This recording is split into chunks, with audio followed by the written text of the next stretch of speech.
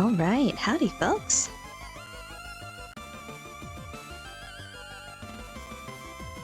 Happy Friday, we finally made it to the weekend. And hopefully we finally made it to our finale stream of this delightful game. I've been having a great time. And I'm kind of glad I decided to wait till today to try and finish it. My brain was melting by the second yesterday. I was just kind of tired, so hopefully I've got a fresh brain today. We're gonna try and find out who our murderer was for Doc. And then hopefully not get executed. That's the goal. And slap Vanessa, as we all know. So let's jump in. We were just wrapping up in our sick bay, and then we're gonna head over. Hello, Chan! Welcome on in, Mountain Dew. How's it going, everybody? Okay, so I think we wrapped up everything here. Slap Vanessa, 1, 2, 3.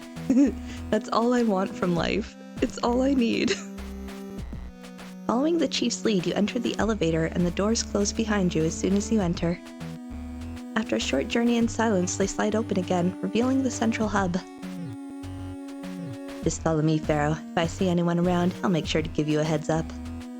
You only manage a nod in response before the chief confidently strides out of the elevator and towards the aft thoroughfare, leaving you to follow her out. Hang on, actually there's a smudge on my glasses, and it's driving me insane. Let me just tend to that.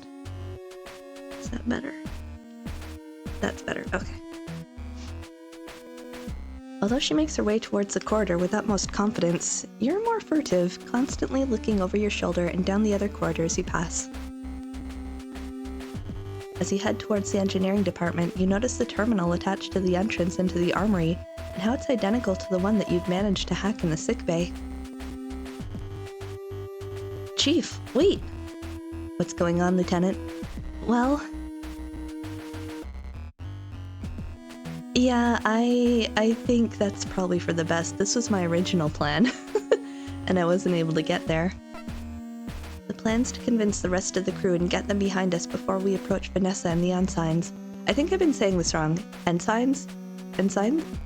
I've been saying ensigns. I think it's closer to ensigns. I'm gonna try and correct myself on that. Sorry for anyone, I was driving crazy with that. What if the ensigns don't listen to reason? Vanessa's gone this far to take control. How much further do you think she's willing to go to keep it? I mean, they did hold up legit guns to me, so... Da-da-da. Da-da-da. Trust me, I don't want it to come to this, but if it does... I get you, Lieutenant. It makes sense. The ensigns should still be in the engine room if they've got any sense, and if anyone else comes along, I can deal with them. You know what to do. Get going. Thanks, Chief. With the Chief's assurance that you won't be bothered by the ensigns, you get to work removing the top of the terminal's casing, exposing the mechanism within. Oh god, not again. I'm so bad at these. Okay, so it has to be this one.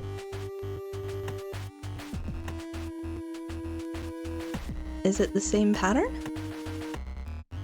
In theory, I can quickly remember how to do that, but not necessarily. I have to do that. That's not right. Oh no. There's a way to make it loop back around.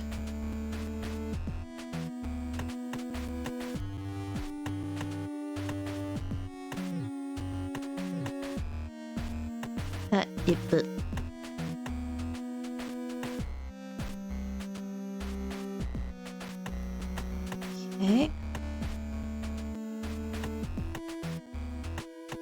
Oh no. Okay, these can only go straight, so that's not gonna work. You can only go to the left, so that's not gonna work. Oh, wait a minute.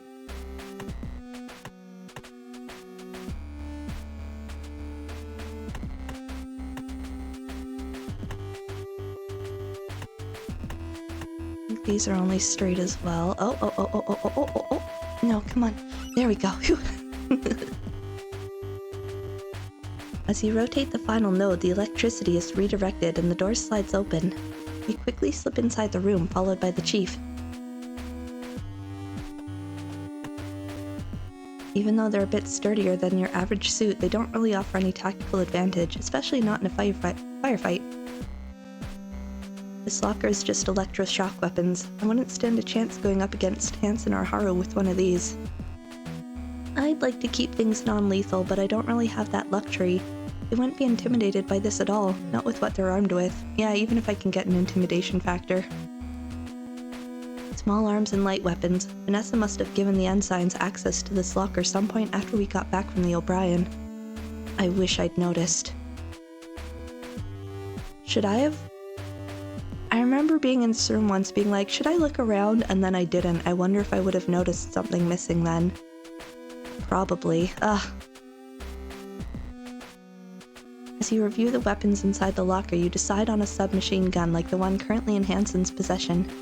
It wasn't much, but it was the most powerful weapon in the armory, and it would put you on a level playing field at the very least. You go to open the locker, but quickly stop. Something wrong, Lieutenant. These lockers are set up to alert the bridge whenever they're opened. If I were to just take a weapon, Vanessa would be on to us for sure. Oh no. I have so much hindsight in this game. I think we're doing decently well, but there's times where I'm like, oh, I probably could have done something different there. Oh well. There's no way for me to get it out without giving us away. Makes sense. Can't mess around with the components on these systems either. They're much newer than what's inside the terminals. Well, damn it. Hang on, Pharaoh. You watch as the chief steps back, looking up towards the top of the lockers. Pacing from one end of the room to the other, she stops occasionally to look at a conduit or bundle of cables. Eventually, she heads to the left side of the series of lockers and places her hands on top, effortlessly heaving herself up in one motion. Get ready to grab what you need, then shut the door again. Understood? You place your hand on the locker's handle, waiting for the chief to take action. I'm gonna save just in case there's a QTE here. Understood. With a sharp tug, the chief pulls 3 large cables out of the wall. Now, Lieutenant. Pull open the door and fumble in the darkness, eventually grabbing one of the guns and a few magazines. You place them down beside you and then slam the door shut. It's closed, Chief. Got you. With a huff, the chief drops back down to the floor. You look up and past her and see the cables have been inserted back into the wall. Just had to disrupt the circuit the room's on. Might show as a blip up on the bridge, so let's go before anyone comes to investigate. Thanks, Chief. You gather up your weapon and ammunition and leave the room. I got a submachine gun. Now outside, you take a few seconds to reset the components and replace the casing on the terminal, causing the door to slide shut. You follow the chief down the remainder of the thoroughfare and arrive in the engineering department. She pauses for a moment, looks around, and then with the same self-assuredness continues her way towards the central computer. You follow her along the series of catwalks that lead you there, keeping a constant watch towards the engine rooms, in case one of the ensigns were to emerge. Fortunately, your journey is uneventful and you arrive at the door. So what's the plan to get in, Lieutenant? Nothing complicated, Chief. I've got a card. You pull Cassie's keycard out of your pocket and present it to the engineer, who takes note of the name on the card. Not bad. Where'd you get that?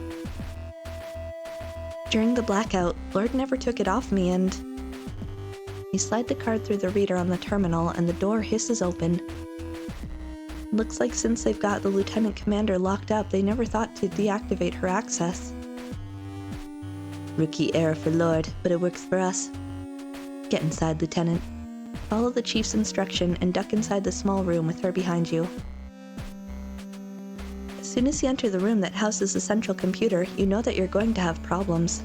The room was small, barely larger than a small cupboard, and there was just about room for one person to operate the computer, let alone... You guys are gonna be real cozy. Hey, Lieutenant, move over, would ya? I've gotta... As the chief muscles her way into the room, you're immediately pushed up against the keyboard and monitor. As she continues to force her considerable heft inside, it's all you can do to squirm your way towards one of the corners to avoid being crushed. Think they'd make these bigger, wouldn't you, Pharaoh? A small is about all you can manage as you continue to adjust yourself to try to find a position that you can actually breathe in. Right, so how do you figure we're gonna find out who got to the doctor, Lieutenant? Well, I take a breath as the chief shifts around. If If we look up who went into sickbay immediately before me, that should give us our answer. Gotcha. Let me just... As if carefully plucking parts out of a toolkit, the chief's typing is slow but methodical.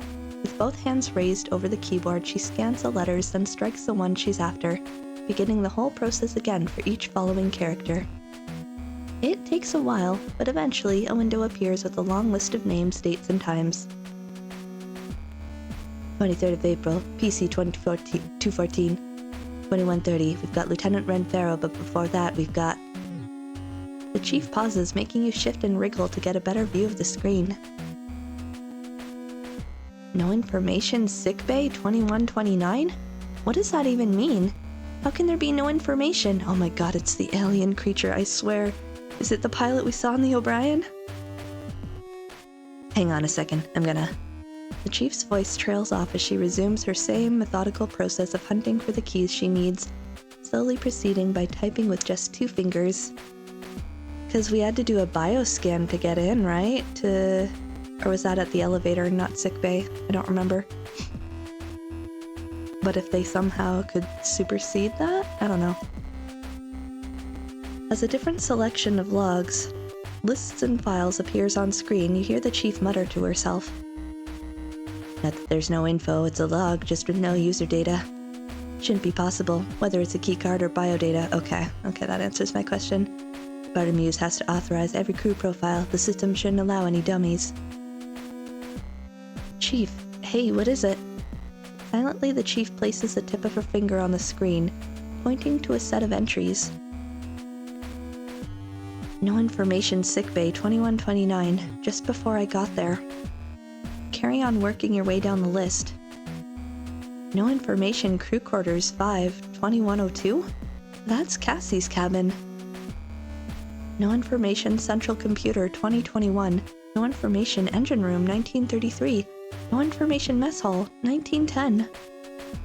No information, hangar 1850. That was just after you and Hanson crashed that Juno right into the hangar. Bringing that machine with you. You both stand in silence as the information remains on the screen, flickering ever so slightly as its brilliant green stands out on the dark black of the screen. Come on, Lieutenant, let's get going. Without warning, the chief steps back and out of the room, grabbing you by the arm and dragging you with her. Chief, hang on! You struggle against the chief's iron grip as she pulls you out of the small room and along the catwalk, which leads back towards the engineering department's exit. Chief, wait, we can't just...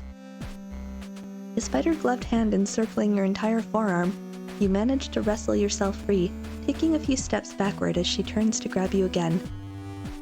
Get over here, Farrow. We gotta go tell Lord what's going on. I know it's bad, Chief, but we can't just... Damn right it's bad. I don't care what's going on with you and her right now. Something's gotta be done, and it's gotta be done. Chief, think about that for a few seconds. If you go up to the bridge and tell Vanessa that she's wrong, how do you think she's going to react? If she's made herself the captain, she can act like the damn captain and... Oh, that's Chief. If she's made herself the captain, she can act like the damn captain and get the ship swept for intruders, quit messing around and... You think Vanessa will really do that, Chief? How do you think she'll react if you tell her that you've figured out there's an intruder on the ship that's responsible for everything she's blaming on me, the captain, and Cassie? You think she'll admit her mistake? She'll be the one up for execution as a mutineer if that happens. Best case scenario, she ignores you. Worst case... I get it, Lieutenant. If we can't go to Lord, then we can... The chief pauses and you see the frustration continue to burn in her eyes until, after a moment, she drops her shoulders and exhales, releasing her pent-up tension. We wouldn't be able to take direct action, but then we could set up an alert if the dummy ID is detected. Okay. Risk is that we need to stay by the terminal feeding back the report, so if... Unless... Chief, hey! The plan's not changed, Chief. We can't go to Vanessa, but if we go to the rest of the crew, we can convince them of what's really happened. Once we've done that, we can get her out of the way. get the captain back in command, and then deal with whatever's actually happening on the ship properly. We need to figure out what that actually is before anything else. Mommy is here. Gaze upon her in all her glory. We know their aim, and we'll also be in a better position to deal with what's happening, so then we could. Breathe a sigh of relief as the chief begins to mutter to herself, her eyes darting forward and backward as she quickly gets absorbed into the specifics of how the situation could be handled. You take advantage of her distraction to pause and center yourself. You'd found out a lot about what had happened, but so much of it was just disparate information. You'd need to bring it all together to figure out what was really going on. You could tell by the intense look of focus on her face that the chief was already focused on planning how to handle the intruder once you've got the crew on your side. Her instinct for problem solving would be crucial in getting to the bottom of this whole thing. Chief. Lieutenant? We can start on a plan to deal with whoever's responsible once we've figured out who that is and what they're doing. But where do we start with that? How do we get this all figured out? Lord's first big claim was that Quinn killed Rosarium, although I don't know why he'd be a target. It's not like he... What about that being her first big claim, Chief? Right, we need to convince everyone that Quinn didn't kill the doctor. That's what's got everyone spooked. Definitely makes you and her look like the bad guys. We prove that she didn't do it. Right, so what we do know... I can't read. Friday brain.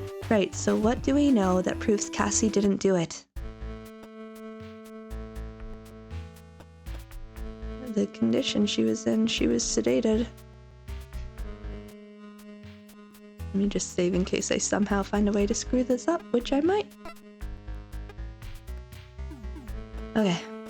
Because of the condition she was in, she'd have been completely knocked out when the murder happened. I arrived minutes after when his tablet shows she was sedated. The dosage, the timing, it's all there. She couldn't possibly have killed him. She was unconscious at the time it happened. That makes sense. The sedatives they use for onboard care are pretty fast-acting. Rosarium gave them to Quinn, she'd be out like a light. We've got his logs, the timestamp too. Hell, Romney and I had to carry her to her quarters. Girl was dead to the world. Hello, Leary. How's it going? Welcome on in. Not bad, Lieutenant. I think you're onto something. Thanks, Chief. Makes sense to me. Quinn's knocked out. There's no way she can kill anyone. Exactly. Now that we've got that figured out, we can... But... Your stomach drops. You'd thought for a moment that you'd dealt with Vanessa's accusations towards Cassie, but the hesitant look on the Chief's face said otherwise. What is it, Chief? Lord's not gonna let it be that easy. Quinn was sedated, sure, but those meds take a few minutes to be effective. Oh, excuse me, hiccup. What are you saying, Chief? We're gonna need to stay a few steps ahead of Lord, Lieutenant. Get in her head, think how she'll argue back, then deal with that. You tell her Quinn was sedated when Rosarium died, she'll just come straight back with something like, how do you know that she didn't kill him before the sedatives took effect?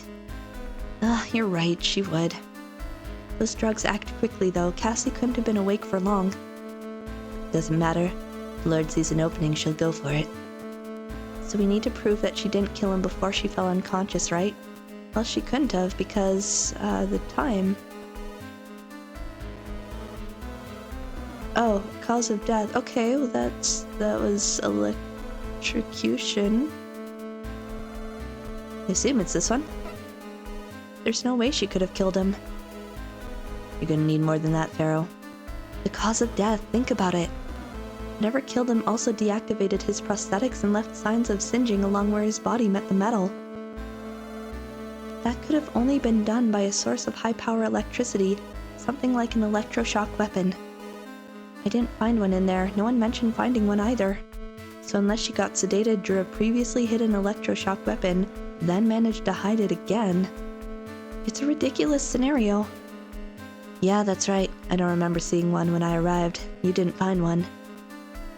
But what if Lord does her own investigation, finds an electroshock weapon in there?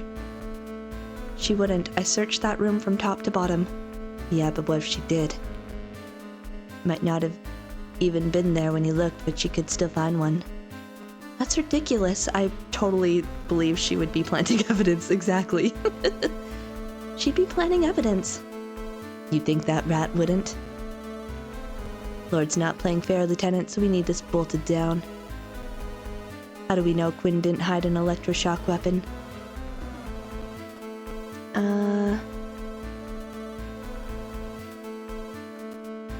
In theory, she could have gotten it off of someone else, but Doctor would have seen it first, not necessarily the captain would have known? Oh gosh, this is stressing me out. Okay, hang on.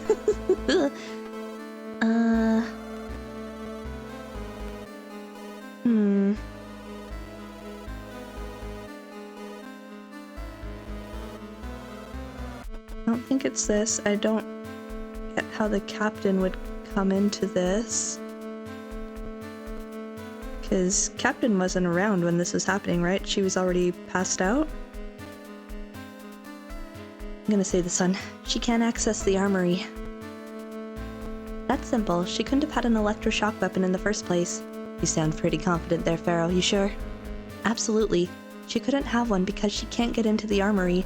Only members of security have access to the armory, and it's the captain that grants authority to crew members to access it. The captain never granted her access. She wouldn't be able to get in to get one. That's a big if. Well, I can prove it easy enough. Logs, right? Running this through the terminal outside the armory will show that she couldn't get in. It's the same reason I didn't ask for your card just now. It wouldn't have worked. So if she never had access, she couldn't have gotten her hands on one, right? Yeah, that makes sense. Even without the card, the weapons that have been taken will show on the ship's logs. Exactly. You're right, the only electroshock weapon down is taken should be yours. That's gotta be enough to prove Cassie didn't do it, right? Seems pretty airtight to me, Pharaoh. Okay. Phew. Quinn would have been unconscious because of the meds, and even if she wasn't, the way Rosarium died doesn't make sense because she can't get into the armory. Gonna be hard for anyone to argue with that. Great. So that's Quinn. What about Bartimir's, though? The captain? You're hit with the realization that you'd been so focused on proving Cassie's innocence that you'd completely forgotten that Vanessa had leveled other allegations against the captain. That's right. Lord accused her of being unavailable on purpose during the blackout, didn't she? Quinn too. Ugh. Yeah, you're right. I bet even if we convince everyone that Cassie's innocent of killing the doctor, then Lord will just focus on the sabotage. It's not like she's let the truth get in her way so far. She's a slippery one. Hey, buck up, Pharaoh. We've got the stuff with Quinn and Rosarium figured out. All we gotta do is deal with this, then we can show everyone Lord's nothing but a liar. So don't start moping now. You're right. We need to convince everyone that the captain and Cassie didn't have anything to do with the sabotage, and that they weren't dodging their duties. But what do we know about them that we can use? They were both unwell. Yeah. So Vanessa's argument is that they're both traitors through inactivity, right? That it was a choice? Basically it, yeah. But using the doctor's datapad, we can see that both of them were unwell at the time the blackout happened. There was no choice about it. The doctor made note of what happened to the captain as well as all the scans and treatments he gave Cassie. He wouldn't have done that unless he'd found cause to. That proves there was a genuine medical need. The doctor may have had his quirks, but I don't think the crew will believe he was incompetent or a liar. Yeah, Rosarium wouldn't have done all those scans on Quinn unless he'd found something wrong. The captain, too. He noted a condition and a treatment plan. I think you've got it, Lieutenant. That's it then. That's the captain and Cassie, both in the clear. It took a while, but we got there. Hell, this would convince me. But... something bothering you? What about me? Or, okay, I guess the murderer. Because I guess the same note applies to me. I had my gun on me, though. But I guess it's what Chief said. It would be like opening myself up to an investigation, which would be stupid unless I'm just playing 3D chess. Even though we've got that figured out, it leaves us with needing to find out who is actually responsible.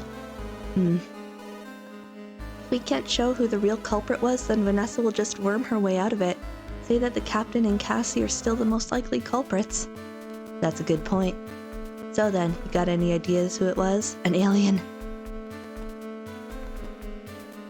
I think it was someone else. If we're going off the logs, it would have picked up a bioscan or an ID scan if it was Vanessa or Hansen, who are like the two people I'm most salty at. So even though I kind of hate them, I'm not going to do that. It was someone else. I don't think it was anyone from the crew.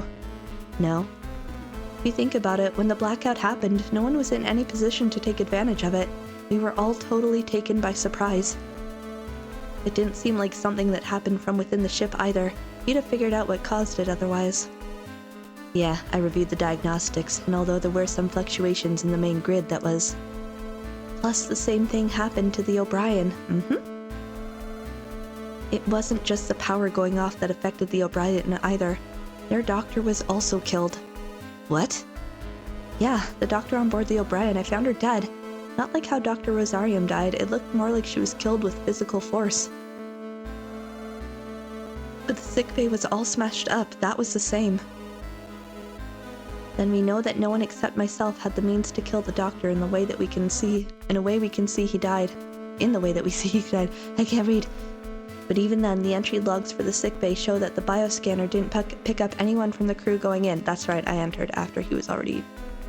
No, I entered after he... Yeah, I entered as... I'm starting to get details mixed up. Okay. Just this, no information. And we know when they first showed up. So you're saying that whoever was on board that thing when it arrived has done all this. It's the only way it all makes sense. Maybe they tried to take out both the O'Brien and us, but we were able to get the ship back online. Now they're trying a different approach. I thought with that much compound covering it, there'd be no way any pilot could get out. The machine didn't have any hatches, no surface details to indicate an access point, nothing on the exposed parts. You might be right, Lieutenant. No one on board has got all the skills needed to pull this off, even if they wanted to. Why'd they do it, though? That laser or whatever the machine has could have torn the Gundog to pieces. Well, it seemed like they were after the Nutrishakes. We haven't addressed that yet. If it's an enemy pilot, why would they do all this? What are they getting out of this? Oh gosh, I don't know. Oh. They're pirates, they're a spy, they're after Cassie. I mean, her log did show up and she's getting the weird headaches, and I think she's possessed by aliens still, so that's what I'm gonna go with. I think. I don't see any other reason I would go with those. The drama. All the space drama, my goodness. Right, this may sound crazy, Chief, but hear me out. Whoever this is, I think they're after Cassie. Dot. After Quinn, huh? I'm gonna need some explanation on that one. Well, there's a couple of things. I might be wrong, but I think it's because... Ooh. Cassie? Why else would they do all this? I just have a feeling that's too vague. She has a connection to them. You take a deep breath in. You still weren't totally sure, but with everything you'd noticed, all the odd happenings that you'd picked up on, it felt like the only explanation. You still couldn't quite form a full picture of what was going on in your head, but you knew you were close to figuring it out. You knew that what you'd seen was important. There have been things happening that haven't made sense. On their own, they didn't seem like anything to worry about, but now that we're here, they do. When I reactivated the Gundog's computer, I could hear the same signal that came over the bridge's comms just before the whole ship shut down and Cassie collapsed. The whole thing went haywire. Everyone's crew reports were flashing up on the screen, but the only one that stayed was hers. Then the whole thing shut down. At the time, I thought the computer had been damaged by the sudden loss of power, but now I have to wonder, what if the signal was coming from that machine when it was on the O'Brien? Why would it focus on Cassie's file? Then after I'd got back from the O'Brien while I was on patrol, I stopped by Cassie's quarters and someone had loaded up her terminal. Back then I figured she'd left it on, but the log showed that whoever no information is, they'd gone into her quarters. I'm so glad I checked the computers. They didn't enter anyone else's. Why her? She blacked out when she heard that signal too. She was the only crew member who seemed to be affected by it. It's her. Things keep happening to her. ... After Quinn, huh? Can't explain what you've seen, Lieutenant. The central computer shouldn't display any files on a fresh boot. Any previous session would have been lost when the power went off. Some of what you're saying, yeah, it does kind of look that way. Quinn's just a lieutenant commander, though. What makes you think someone would be after her? Aliens. Well? Oh. Well, if they were trying to kill her, they had ample opportunity to do that if they were in med bay, sick bay. There's just something special. I guess this one. Oh man, I'm stressed. Okay. She's important to them? That's, well, you grapple with what you're trying to say as your understanding develops moment by moment. Thoughts and ideas slotting into place, opening up new avenues for consideration as well as more questions. She's important to them. It's got to be her they're doing this for because,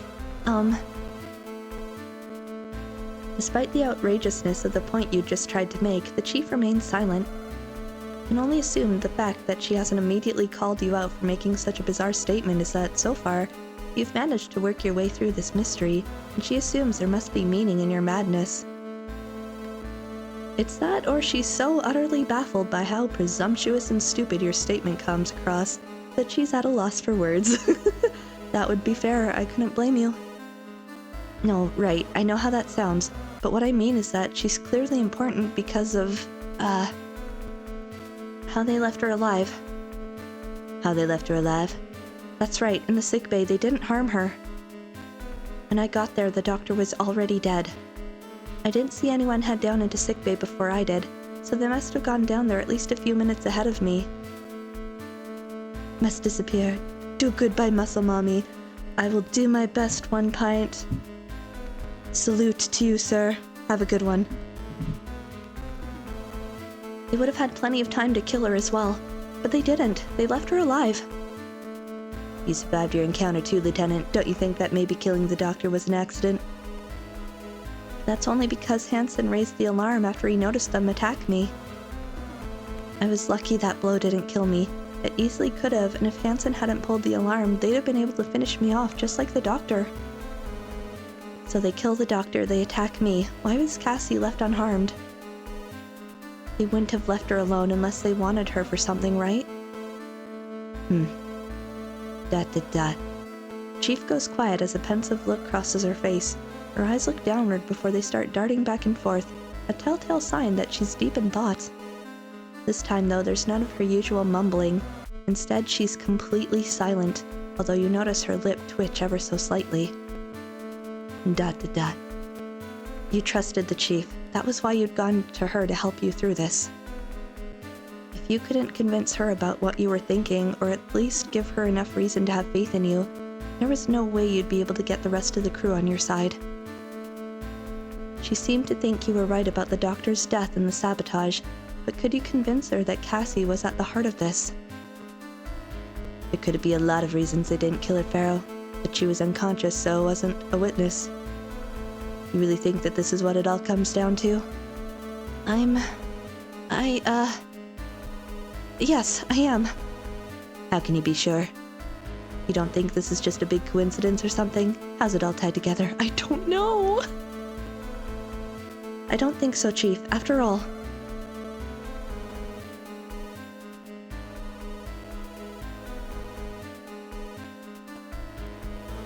I guess they could have just destroyed the gun dog. Yeah, that would have been the more efficient way to do this. If, they didn't care about anyone on board. What about the fact that the gun dog is still in one piece? That craft, whatever it is, it ripped through the O'Brien like it was nothing and then made it all the way to the gun dog. Why didn't it just destroy the ship then and there? Hansen and I saw how powerful its beam weapon is. It sliced through the O'Brien's armor with ease. If we'd been caught by the beam in our Juno, then we'd have been vaporized in a second. Why didn't it destroy the ship when it had every chance to? Why did it go dead at the exact moment it did, when we'd fly it right into our hangar? Why is the ship still online when that thing could knock it offline with a single signal?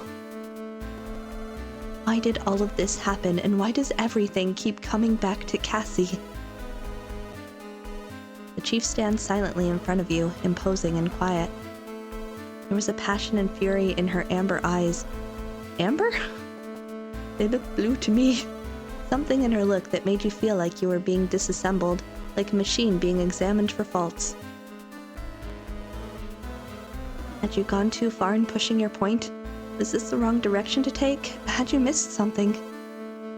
I get it, Chief. I know it all sounds nuts, but with everything I've seen, it's really... You're onto something, Lieutenant. Chief? You think so? Gotta say, what you're putting forward, it tracks with everything that's happened, the timeline, what we've seen. Phew. With all that in mind, seems like Quinn's definitely got herself caught up in something. Of course, if that's what's going on, then they're not gonna stop now that they're so close. Probably gonna try something else. We should probably go see Cassie. No time for messing around anymore, Pharaoh. We need to get the crew together. Screw Lord's games. Thanks, Chief. I'm glad that you heard me out. I know it's a big risk, but... Hey, don't worry about it, Lieutenant. You've done good. Chief praised me. This is the best day ever. We made sense. Huzzah. Now, flee. Is that? Without thinking, you sprint away from the chief and towards the entrance into the aft thoroughfare. Hey, get back here. Oh no. I'm gonna save. I'm gonna save. Now it gets stressful again. Despite the chief's call, you continue towards the sound of gunfire that tears through the air. As a security officer, you knew this was your duty, but beyond that, you had a terrible feeling. What if you'd realized everything too late? You dash out of engineering and down the length of the corridor, the sound of gunfire reverberating through the long hallway. I'm stressed. Oh, Leary, thank you for the prime sub. It's like I panic and flail with joy and fear simultaneously. A piercing staccato is beaten out in the distance, and you drop to the floor as bullets punch through the space around you. Oh goodness. You scramble back to your feet, bolting towards the central hub as a flurry of shots answer the volley you'd narrowly evaded. Another burst of gunfire cracks through the air just after you dive out of the thoroughfare, a clatter of bullets striking the wall behind you. More shots fly past as you scrabble along the floor, finally finding safety by pressing yourself up against the wall adjacent to the four-side thoroughfare's entrance. Pharaoh, what the hell are you doing here? The two ensigns crouch on either side of the entryway. Hansen looks at you in confusion as Haru leans around the corner, firing off another burst. Does it matter? What's going on? What does it look like? Damn it! Haru quickly ducks behind the corner just as another salvo pierces the space they'd stood in. Hansen responds in kind before returning to cover. Who is it? Brenda Quinn's, it looks like. Oh. What? You lean around the corner, trying to catch a glimpse of the attacker as Haru takes the opportunity to fire back. That is you. I knew it. Who? Wait. Oh, hey. Almost out of sight, slouched against the wall leading to the crew quarters corridor is an unconscious Cassie. Cassie! Both of you, hold your fire. You might hit Cassie. Oh my god, this is getting so intense. We'll stop shooting when they do, Lieutenant. As the lethal back and forth continues, the central hub fills with the stink of gunfire and hot metal. You'd been right, someone was after Cassie, but you'd realized it too late. This is why I'm shocked we didn't try and go to her room sooner. But okay. What would you do now? Oh? If you let this carry on, it won't be long until Cassie is caught by a stray bullet. Is that like an actual bad ending? I'm too scared to find out. Have a chocolate bar? Can I offer you a chocolate bar in these trying times? I've got a gun, which I don't know if it's us. I mean, I can add to the gunfire, I guess, but I kind of want to try this for lols. I'm sure this would go down well, but I can think of someone who'd enjoy it more. Aw. Okay, well, I guess I have my screwdriver. Game said no. Fine then. No chocolate bar for you. You draw the gun that you'd stuffed inside your jacket and flick the safety off. Making sure to aim high so as not to hit Cassie, you pivot around the corner. You see your opportunity, and you fire. You'd watched your shots impact the attacker, running up her suit and striking her helmet. But she remained standing, totally unfazed, just like the thing. You begin to squeeze the trigger again when... What? Oh, no it did. Oh my god! Double Cassie! What? Cassie? But how? You pivot back around the corner. Oh my god, the music is getting so intense. Just in time to avoid a slew of shots. What is that? Cassie is a clown! Okay, I thought Cassie was possessed by aliens. She's just got an alien clone running around, apparently. Win? It can't be. Whatever. Shifting his weight, Hansen prepares to fire around the corner, unperturbed by this latest development. No! Huh? You dive into Hansen, forcing his gun upwards, a trail of bullet holes marking the ceiling. Don't shoot! Get off me! Crews, they're moving. Oh my god, oh my god, oh my god, oh my god, oh my god. Wait, oh no! As Hansen shoves you off, you watch Cassie throw Cassie over her shoulder and disappear through the hangar entrance. Hey, stop! You spring up and sprint after the two of them, following through the open doors. Is that music too loud? I hope it's not too loud. You barge past the end signs and leap down each set of stairs. As soon as the gravity begins to lessen, you vault a railing and drop down to the bottom. There we go. Stop right there. Is Dalton okay? Dalton was in here. You yell as you burst into the hangar, gun drawn. Stood in front of the huge, massive machine in foam, staring back at you is Cassie. Is what looks like Cassie. Despite her appearance, there's no recognition of you in her eyes. The usual joy that permeates her entire being is absent.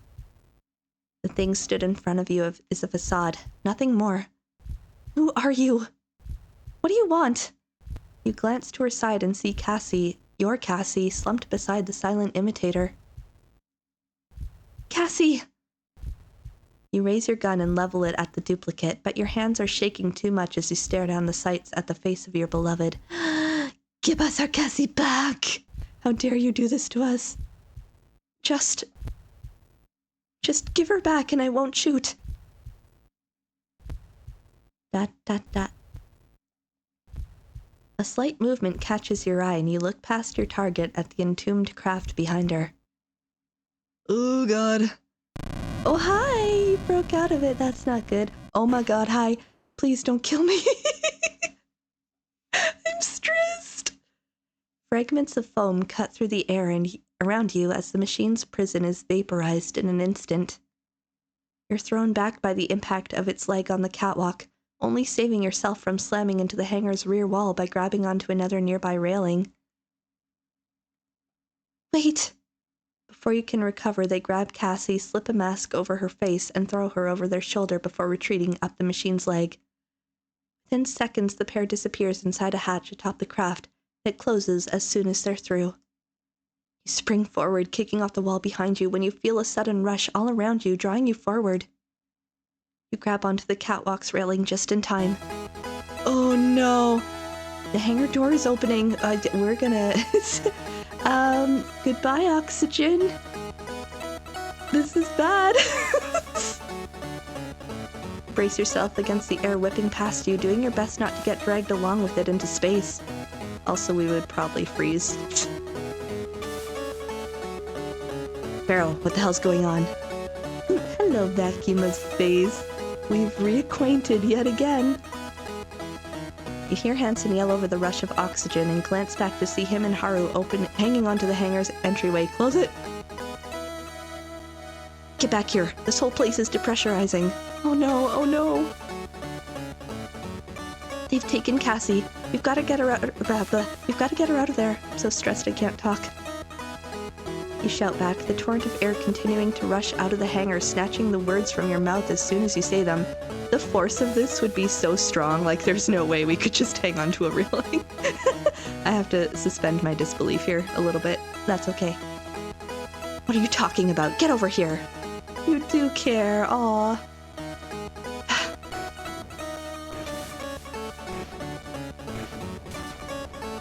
You feel the machine's steps reverberate around you as it stomps its way out of the hangar.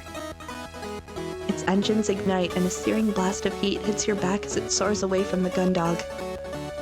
Give it up, Pharaoh. She's gone. Get back here. Cassie had been taken. Whatever that machine was, whoever its pilot was, she was with them now, hurtling away from the ship.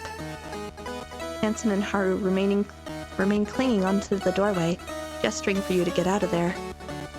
Even if you could convince them to help Cassie, would Vanessa let them go in their armored frames? Maybe she was already ordering Dylan to fire on the craft. It's up to me. I've got to. I must. Girl, what are you doing? Oh no, wait, game. Realistically, what am I gonna do here? I'd have to get to an armored frame, but the vacuum would just zoom me out into space. I've barely got oxygen at this point.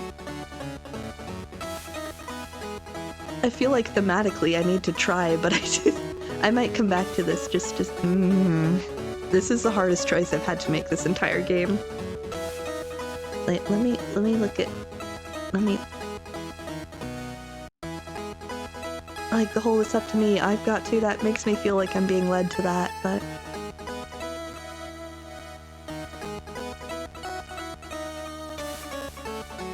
what the hell. For love. I must save her. I can't just let her go, she needs me. But I'll have to. I need to. I need to save Cassie. I need to save her. It's up to me. If I don't, no one else will. But to save her, I'd have to. Gotta get back in the machine. Conquer your trauma. I have to save Cassie. I have to save her. She needs me. She's counting on me. This is it. I'm going to... You're wasting a lot of time. Save Cassie.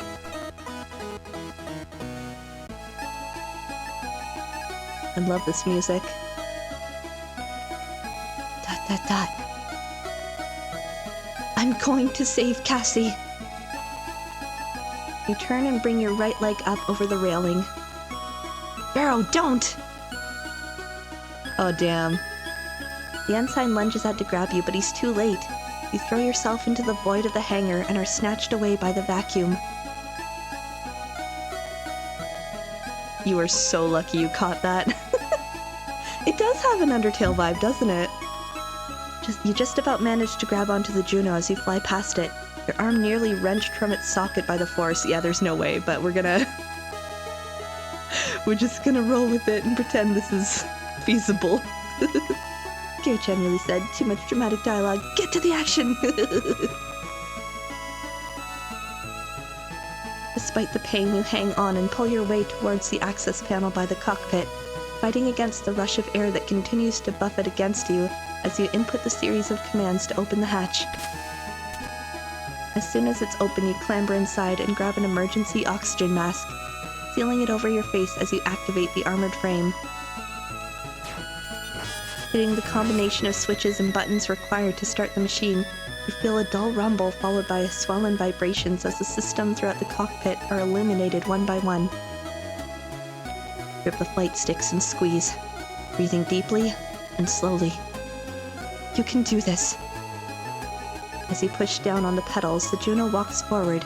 You direct it to grab a machine gun from a nearby rack of weapons, before turning to face the open hangar door. Appear at the main monitor, trying to locate the enemy craft amongst the stars, but are distracted as a window opens on the screen to your left, and a shrill voice yells at you from the monitor speakers. Screw you, Vanessa! Flips the double bird. You can't stop me, I'm in love.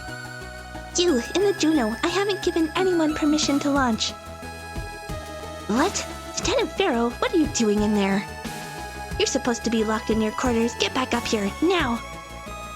Sorry, Lord. I'm going after Cassie. You're what? You're not leaving the ship, you traitor. Oh, pfft, who's the traitor here? Get out of there and get to your quarters now. If you don't, I'll...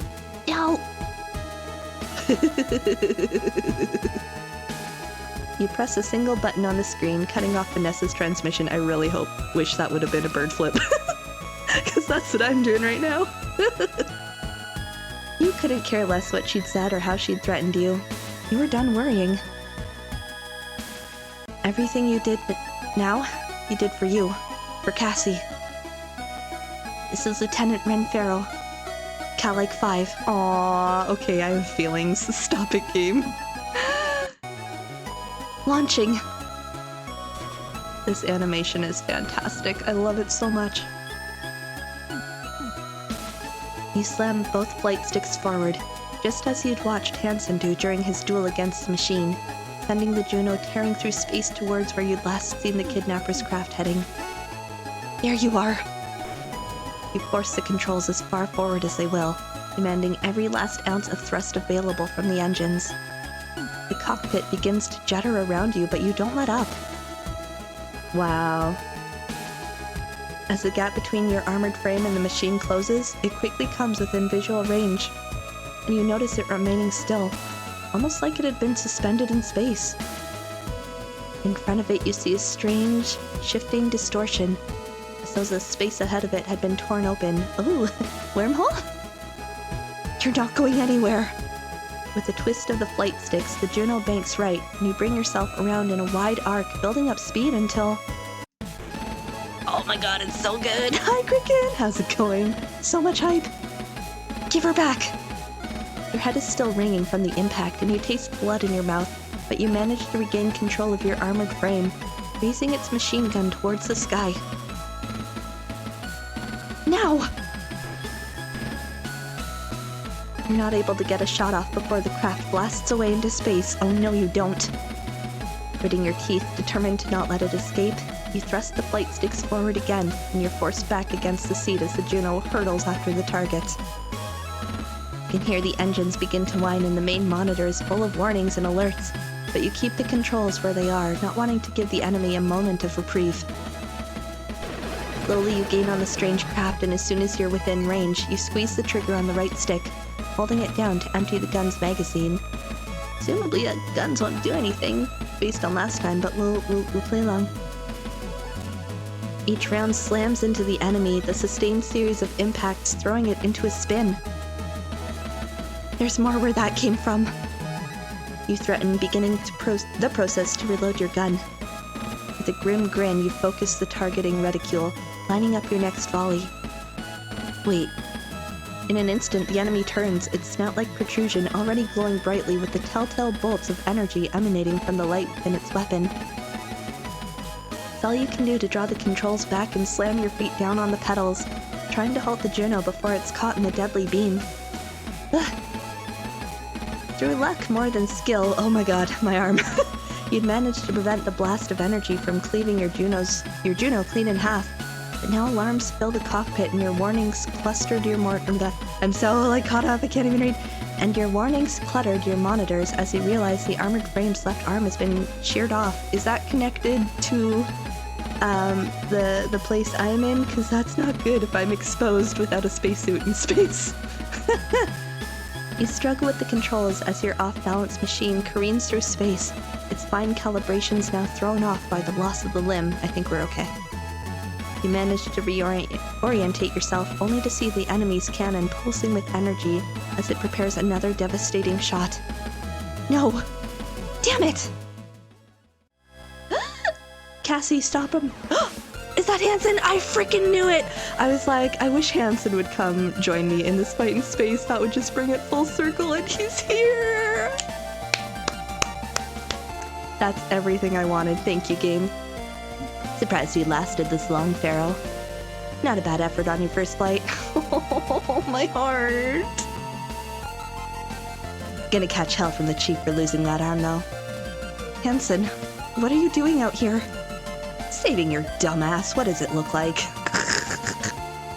See? Frenemies. It's happening. You actually like me, bro. Yeah, I know you do. Come on. Come on. I would nudge you in the side if I could right now, but we're in space. Why the hell did you chase this thing out here? For my love. I told you it's taken Cassie. You're such a sap, Lieutenant. But you've got guts. Never thought I'd see the day when you stood up for yourself. You want to rescue Quinn? Get moving. I'll keep it here. Oh, my heart. I'm so happy. Right.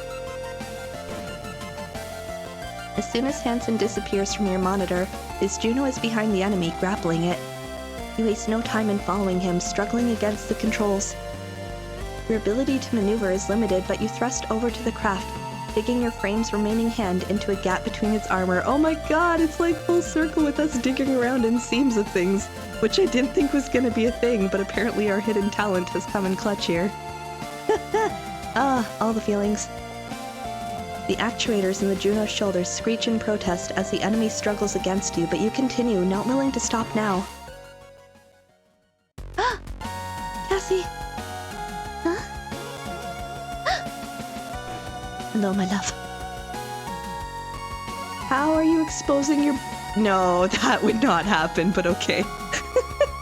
Just play along, just play along. So much love.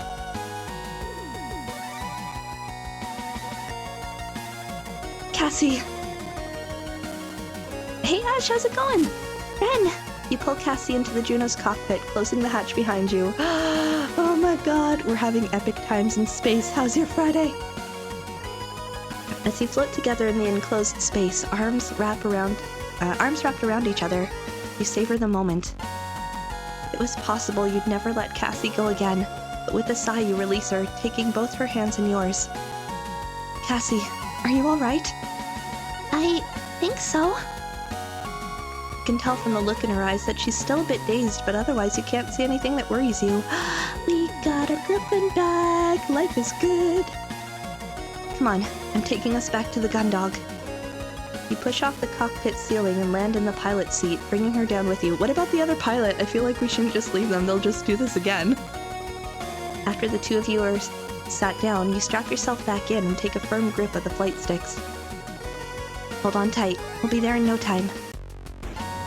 You gently push forward on the controls, easing the Juno's engines back into life. Cassie wraps her arms around you, nuzzling as far into your neck as she can, given that you're both still wearing emergency masks. You breathe a sigh of relief. Gundog grows larger on your screen as you slowly fly towards it. The enemy machine has been taken out. Cassie is back with you. Everything is alright again. The pilot, though? Is Hansen dealing with the pilot?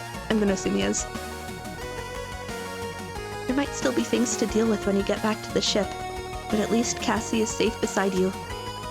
You let out another deep breath, unsure whether you want to laugh or cry. Instead, you relax, loosening your grip on the twin sticks and gently resting your head on Cassie's, bringing your right hand up to slowly stroke her hair. Your armored frame continues its slow flight towards the ship. The only noise in the cockpit is the dull hum of the engine's vibrations, and both of you breathing softly. Ren. You sit up slightly and look down at Cassie, who's still burying her face in the crook of your neck. She spoke so softly you weren't even sure she'd actually said anything until she begins to speak again. What's going on, Ren? I remember getting taken to my quarters. Then there was this woman. Gunshots. Now I'm here. I think she wanted to take me somewhere. I could feel what she wanted. I was going somewhere really far away from you, from everyone. You continue to gently stroke her hair, your fingers working through the strands to run gently down her neck and back.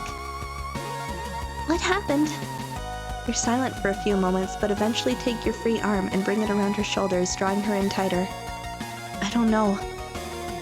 I don't know how to find out either.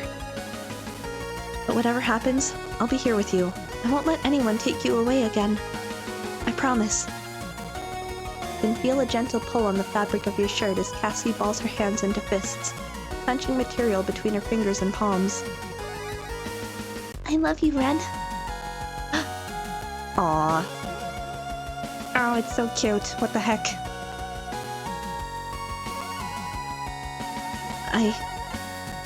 Come on. I love you too.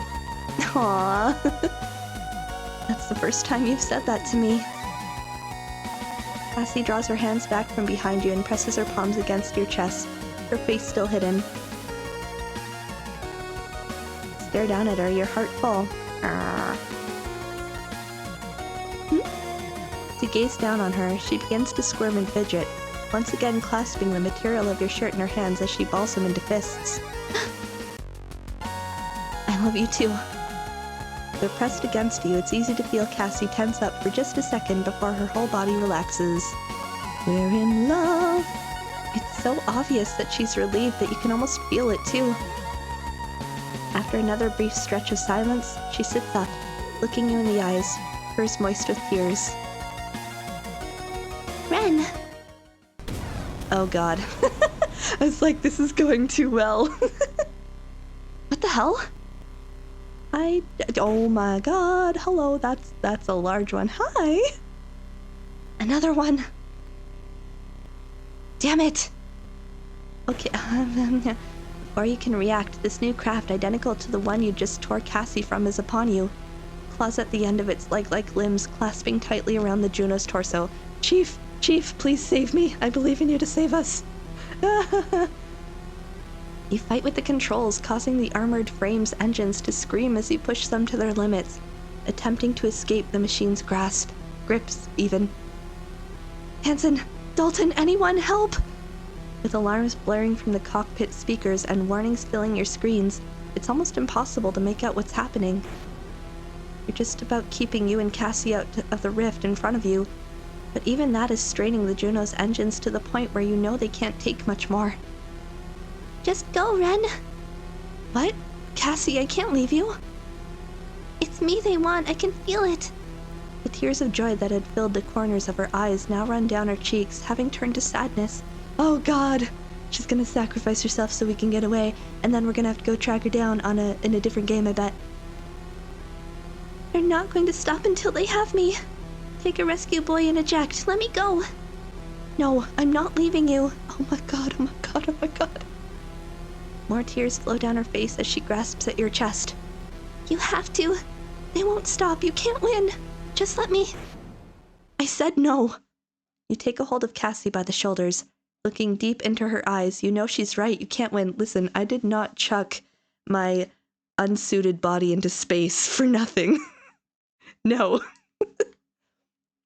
But you're not giving up now. I told you no one was going to take you away from me. If they're taking you, they're taking me too. Wormhole trip, let's go? Question mark? You grab Cassie with one arm and slam the flight stick forward, sending you speeding towards the shearing space. What is happening? You're just gonna kill me once I'm there, probably. But okay. With a roar, you all plunge into the rift. You don't know why it wants Cassie. You don't know where it's taking her. But you know one thing. She won't be alone. Is that where it frickin' ends? Don't you dare. Don't you dare, game. Oh, okay. Wait, I totally thought it was gonna be credits and I was gonna be... Ren!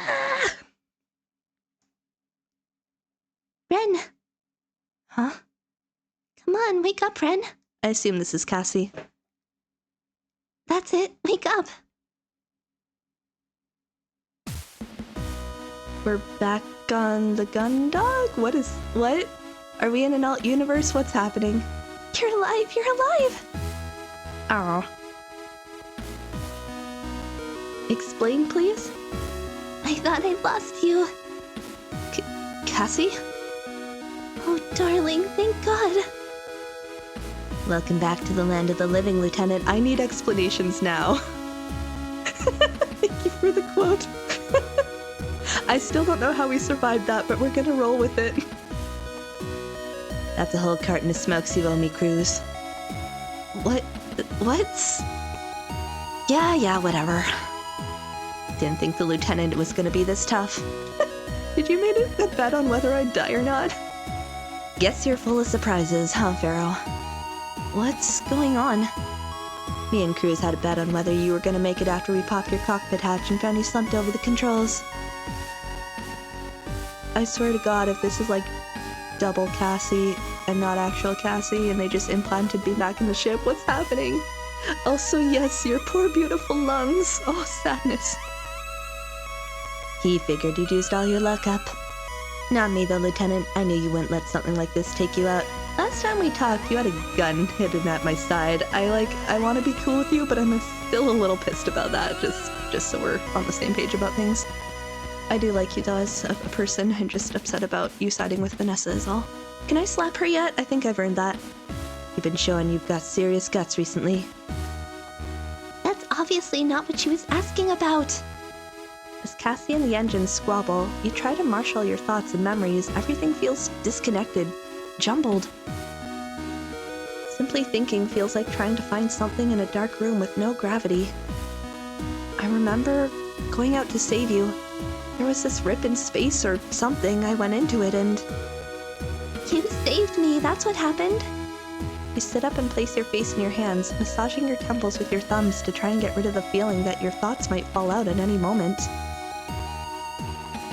Cassie and the engines squabble, right? Hey, I think you mean that I saved you. Hang on, I need to clear my sinuses. It's acting up again. 1 second. Okay, hi, sorry. You're welcome, by the way. I saw you charge headfirst into one of those weird glowing things. Didn't know what was gonna be in there, but knew you wouldn't survive it if I left you to it. Did you come after Ross Hansen?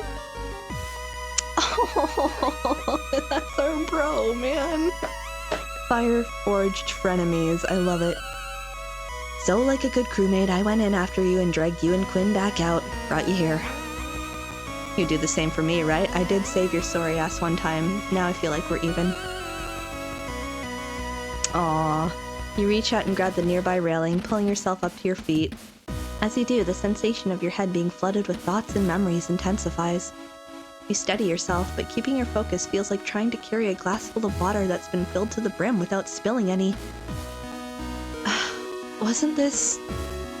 Take it slow, honey. Don't rush. You sure you're ready to be up and about, Lieutenant? Yeah, I'm...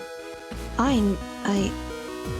You push away from where you were stood, but trip, falling unceremoniously to the catwalk and slamming your forearms and knees onto the walkway. I am not fine.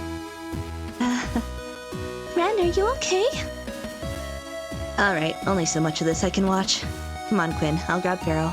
Let's get her up to the mess hall. Maybe a coffee will sort her out. I need a burger with no pickles. Right, thanks. Hansen comes over to you and brings your arm up over his shoulders, hoisting you up without much delicacy. As you head towards the hangar's exit, Cassie follows close behind you, her hand resting tenderly on the small of your back. Once you're near the stairs, you move away from Hansen and begin to make your way up towards the Forside thoroughfare, each step becoming easier as you will yourself to walk unsupported. Oh my god, I have so many hiccups. What's happening? Cassie, what's happening on the ship? With Lord and... Hey Ren, less talking, more walking. We'll fill you in later. Don't worry about that right now, honey. I'm a little worried about it, but okay. You look around the Forside thoroughfare and see everything looking shockingly normal. You didn't know what you were expecting to be out of the ordinary, but seeing the thoroughfare as it had always been, its same liminal peacefulness soundtracked by the gentle hum of the ship's systems, made you feel reassured. Maybe it wouldn't be so hard for things to go back to how they were. I don't know, I feel like the entities are going to come back and this is just gonna happen all over again. Unless it's really hard for them to summon wormholes or something, I don't know.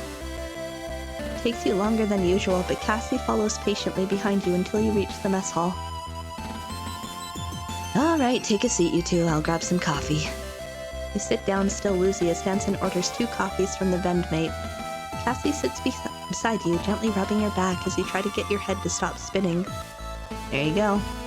Take it easy and drink up. I'm sure Captain Bartermuse has a lot of questions for you, okay? Captain's back in charge. Captain Bartermuse? But what about... You've returned. There you are, Lieutenant Commander Quinn, Lieutenant Farrell. Ma'am. Ma'am! At ease, you two. But, Captain, what are you doing here? What about the ensigns? What about Lord? Were you double agents this whole time? That would feel like a lot of work to go through. I feel like they switch sides again. I don't know. Let's just see what they say. Lord. Ah, yes, Lieutenant Lord's little dalliance with command. Thanks to Chief Cathays, that's been dealt with. I hope Chief slapped her for me. The Chief? Something I can help you with, Lieutenant. Chief! Captain Bartermuse said that you'd dealt with Lieutenant Lord. I resent being made to sound like an issue on the daily maintenance log. Thank you very much. You've been a pain in the ass from the start, girl. What are you talking about? Lord. This is it. Spring to your feet and slap her. I mean, your head snapping back between the two ensigns. Trying to see who'd made a move first. What are you... Honestly, Lieutenant, don't make this so awkward. I'm here to... Is she gonna apologize, but it's so physically painful she can't get the words out? Come on now, Lieutenant, let's hear you say it. Apologize. It seems that based on what happened in the Foresight Thoroughfare, your actions out in space, what I was told by the crew, I made a mistake. So I thought I'd apologize. Sorry, Captain, Lieutenant Quinn, everyone. Cassie's like, it's fine. Oblivious Cassie. Oh, that's okay. I didn't even realize anything was going on. You were passed out all this time, that's why. I've been so zombed on painkillers, I've slept through almost everything. Lucky you. I've been through hell. What has been going on? Well done, Lieutenant Lord. That was very big of you. That's like bare minimum. Like, don't praise her for that. Funny, but also a mood, indeed. So then, I'm sure we can all agree to put this matter behind us. Put this behind us? The sensation of being lost in a shoal of your own thoughts returns. You can barely grasp the situation. Was that it after everything that happened? Vanessa apologizes, the captain agrees to move on. Really? Are you alright, Lieutenant Farrow? You're not looking very well. What did I do all that sleuthing work for? If I don't get to slap Vanessa. Captain, just what is going on? This is all so... This doesn't feel real, to be honest. It feels like it came together too easily. I think you should calm down, Lieutenant. Whatever happened to you out in space seems to still be having something of an effect. Like, what if the aliens did something to my brain and this is all made up? You could probably do with eating something. Now there's an idea. Why don't we all sit down for a meal together as a crew? That's so unlike you. I don't trust this. I don't trust this. Chief Cathays, gather everyone up, would you? I'm on it, ma'am. Alright then, who's first? A loud noise, like the combination of a growl and a gurgle, fills the room, causing everyone to look towards Cassie. Well, it has been a while since I ate anything. Any chance of a burger? Of course, Commander. Followed by your favorite, a pineapple salad. Ugh. That sounds disgusting. Unless I'm mistaken. Oh wow, I didn't know you knew. That's perfect, Captain, thanks. Do we know that about Cassie? Is that her favorite? That doesn't seem right. I feel like that's our clue. That it's not her. Maybe? Am I reading into this too much? You never thought you'd see the captain happily begin ordering meals for the crew from the vendmate, but she does just that, listening to Cassie's instructions on her burger preferences. You slowly slide back into your chair, cautiously eyeing the two ensigns and Vanessa. There's no way she wasn't planning something. This had to all be... Hey, Lieutenant, good to see you. Dylan, my boy! Oh, Dylan, hey. Pretty crazy watching you go toe-to-toe with that thing out there. Not almost as well as Hansen. No way. I mean, not bad for an amateur, but the lieutenant's got nothing on me. I don't disagree. Oh, Dalton, my other babby. Lieutenant Barrow, Commander Quinn, you're safe. I was worried about you guys. That thing looked tough. Thanks, Cadet. You had nothing to worry about. My hero Ren was there to save me. There we are, Commander. Thanks, Captain. With the noise of the entire crew's chatter filling the mess hall, you find it hard to think. Your thoughts remain difficult to line up, instead flowing like mercury. As you watch Cassie raise the burger to her mouth, a memory does bubble to the surface. Wait, Cassie, you can't. Huh? What do you mean? Your, stomach, remember? The doctor said... Wait, why are you here? What is happening? There's nothing to worry about, Lieutenant Farrow. I made a mistake in my diagnosis. The synthetic food was not the issue. What? Dr. Rosarium, thank you for joining us. I'm... Doctor! You once again bolt out of your seat in shock. Is there a problem, Lieutenant? You were dead! Huh? Everyone's like, what? I saw you. We saw you. You can't be here. Nah, I understand. No one else on this ship is a qualified physician, Lieutenant. Therefore, no one was qualified to assess if I was really deceased. What? Fortunately, the injury was not as severe as had been assumed. But Hey, come on, Lieutenant, you're killing the mood. Doc's fine. Wouldn't be up and walking about if he wasn't, right? This doesn't feel real. Yeah, take it easy, Farrow. Are you feeling okay, honey? No, I think something's terribly wrong. You want to go to the sickbay for a lie down? Yeah, honey. Do you want a little nap? Shut up. Be quiet, Ensign Cruz. Ensign Cruz. I'm so used to saying it the other way. Mind is a maelstrom at this point. Everything feels wrong, right? Okay. I'm not insane. But it's all happening. It's all right in front of you. How can you argue with that? Come on, honey, have some fries. Don't eat anything that woman gives you. I don't think that's Cassie. Shake your head at the offer, placing your head back in your hands. Cassie starts rubbing your back again, although quickly begins eating her fries with her spare hand. That's relatable. I find it hard to believe that people can't accurately tell when someone is dead. Yeah, that's a pretty, telltale thing, usually. The crew eventually start to chatter amongst themselves again, whilst Captain Marys takes orders and retrieves meals from the venmate, serving them with a level of cheerfulness that continues to leave you disquieted. Yeah, everyone is slightly off here and I don't like it. There, I believe that's everyone. Oh, before I get started with my meal, Commander, I was hoping you could help me out with one thing. Oh, sure, Captain. What's up? The ship's emergency input codes. Don't tell them. Are they generated and adjusted regularly, or is it specifically prior to departure? Why would she ask that? You would know that as Captain. Come on, Captain, you know that. You're the one that sets them after all. ...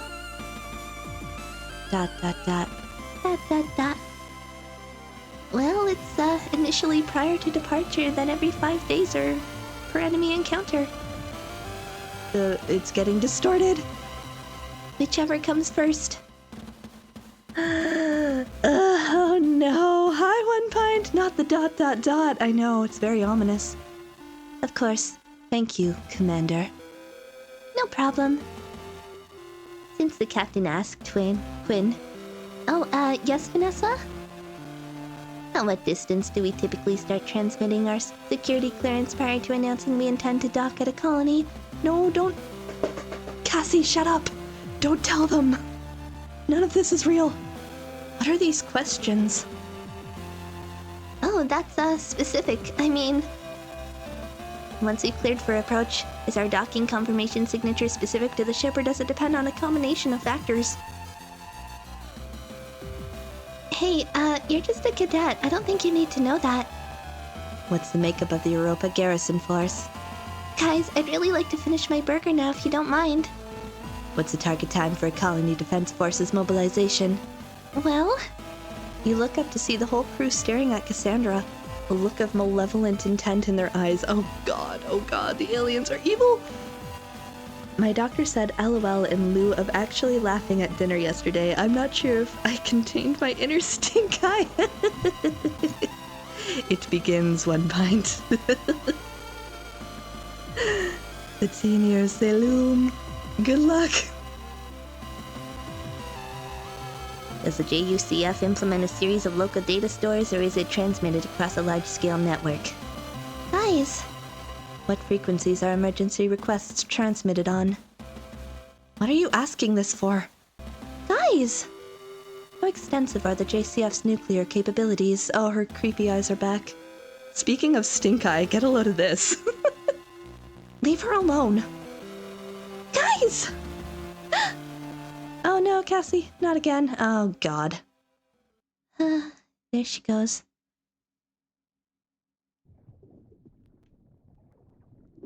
Voice 1? Another failure? Which incompetent calibrated this engrams harvester? It's not subtle enough. We've been having difficulty with ensuring that the harvesting process is suitably... I don't care what you're having difficulty with. Rewrite the program to be more congruent with the query context, then run it again. Understood. What are these entities? We've had enough time to develop this. These failure rates are inexcusable. We've got these gather clones as neural pathways mapped out. This should be simple.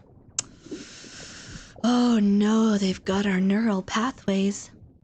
It's bad enough that Unit 00's jump drive malfunctioned. Are you telling me we can't even get the information out of a gather reliably?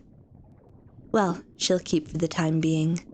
At least we'll have time to finesse the systems before we start receiving more.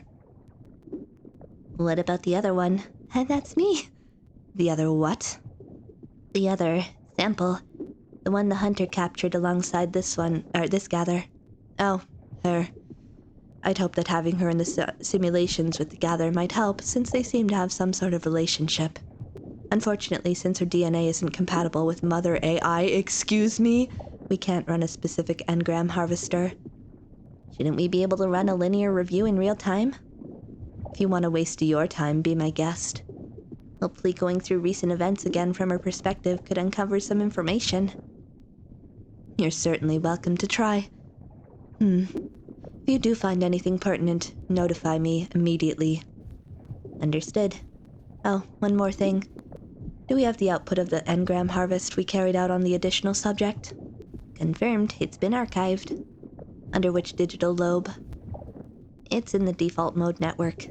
Node? 448. I'm writing this down in case I need it. 744182. What the heck? Okay, let me look at this. Tactical data removal? Excuse me? Don't remove any of my biodata, please. Only 9 digits of resolution? To reclaim what is the right of the people in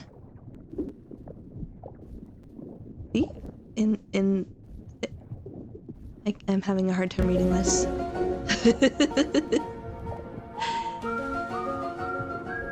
Very fitting. Her honor, we do what we must. All glory goes to Mother AI. Mental drift between subject and source. Compatibility. Out of range. Identified genetic inconsistencies. Central match rate 99.7, I think. Can't read that top one. Life support, link control, external stimulus. Okay, well, they got my DNA and a bunch of other things, which is not great. Don't love that for me. Hello? Excellent. Send me that reference. It might be useful for review later. Now, run this one again. Once you've started her engram harvest, you can do the same with the others. Understood. What is... What? Oh my... Oh no, that's a lot of clones. Hi! Are we a Cassie clone now? What the heck, game? May 6th, Planetary Calendar 214. Europa Colony 01, Jovian Colony Fleet, 2nd Military Court. Oh yay, we're in court now. What? Oh my goodness. Admiral Fairwater. Now that we're all here, we can begin. As was decided yesterday, this is to be the final day of the inquiry into the events that happened on board the JFS Gundog between April 24th and April 28th. Wow, it was only like 4 days. That felt like forever. Our findings today will dictate the JCF's future actions around the matter, as well as what is to be done with the ship's crew. Guards, please bring Miss Mary's Bartermuse to the stand. Welcome back, Miss Bartermuse. It's my pleasure, Admiral. Commodore Pentwin. Now, Miss Bartermuse, we've gone over everything that happened on board the Gundog following its departure from this colony on April 19th up until the 24th. The last task of this inquiry is to find out what happened following Miss Lord's adjustment to the command structure up until your return to Europa 01. I trust we'll have your full cooperation in this matter. Hasn't that already been demonstrated? A yes or a no, Miss Bartermuse? Yes, Commodore. Thank you. So we understand that the main effort to counter Miss Lord's mutiny was made by Chief Engineer Cathays and Lieutenant Farrow. Is that right? That's the long and short of it. Said that the two of you had found enough information to prove that none of the accused had anything to do with any treasonous actions. What happened after that? Well, we'd finally got as much of it figured out as we could. We were going to take it to the rest of the crew, get them on side, and go confront Lord. Before we could go anywhere, though, we heard gunshots. Lieutenant Farrow went running off to see what was happening. I couldn't get close because of the bullets flying everywhere. Things calmed down for a second, and I saw Lieutenant and the ensigns running into the hangar after whoever had been shooting things up. From your position, could you tell why this attacker wasn't apprehended by security? It's like I told you already. Quinn's weird twin was packing some serious firepower. Quinn's weird twin is a wild way to put that. Rumney and I were pinned down. We could barely get a shot in. And I know I got some shots in. My aim's good. Whatever body armor she was wearing, it's like she didn't even notice. I see. So, after this, the lieutenant and the unidentified attacker, whom you've stated was carrying an unconscious Lieutenant Commander Quinn, they made their way into the hangar, whereupon they both launched in separate crafts. Yeah, that's right. Why were they allowed to launch? It wasn't my fault. I did everything I could to stop them from launching, but none of my controls were responding. I bet that was Chief. They must have hacked the system to override my authority or something. It's the only explanation. I bet they did it ahead of time. Shut up, Vanessa. I don't care. There was no way I could have known. Even if you had lost control of the systems, we were under the impression that the hostile craft had been secured. She has the most powerful glasses pose ever. Was this, or was this not the case? Well, the thing is that, Cadet Grange, can you answer the question? Listen, he's nervous. Be patient, that's my baby. Heckin' Vanessa, all I have wanted this entire game is to slap Vanessa, and I haven't had the chance yet, and I'm very upset about it. Why hadn't the craft been secured? The craft had been secured. Meanwhile, Chief is my favorite, forever. Till it managed to break out, I'd have bet my life that nothing could get through Cadet Grange's compound. The stuff was almost impenetrable. I'd be surprised if the team working on the Gundog right now has got anywhere near removing the cargo crates that were stuck in it. If that stuff didn't stop it, then there was nothing else on the ship that could have. So, the enemy craft was able to escape the restraining compound and leave the ship after the hangar controls were overridden. Considering that Lieutenant Farrow was, at that time, supposed to be confined on suspicion of treason, how were they allowed on board a Juno? Hey, we didn't know the lieutenant had gone anywhere until she came running down the hall in the middle of a firefight. You crushed your glasses? Haru, no! They were so badass. Oh wait, they're back. You must have a backup pair like, Rude does. She made a jump for it before we could stop her. I still don't know how that didn't kill me, but we're gonna ride with it. Cruz tried to grab her, but the lieutenant was gone before he got anywhere near. Surprised the lieutenant didn't just get sucked out into space pulling a crazy stunt like that. By all means, we should have either asphyxiated or froze to death, but, you know. And what happened after the lieutenant made her way into space? I mean, I was able to track her in that weird thing after they launched, but they were moving so fast and so close together I couldn't get a good lock on either of them. Lord was ordering me to take them both out, but before I could line anything up, Cruz was out there in Gundog 01. Do you know who gave Cruz permission to launch? Hey, no one gave permission to launch. Me permission to launch. Think I'm just gonna hang around and watch an amateur like Lieutenant Farrow get torn to pieces because she can't pilot worth a damn? You have my begrudging respect, Hansen. You're not wrong. No way. Farrow showed some guts, and I wasn't gonna let her die after she finally grew a spine. I went out there to give the lieutenant a little bit of help.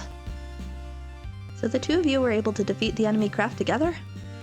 Of course Cruz was able to take it out. What do you think we dragged back into our hangar for you guys?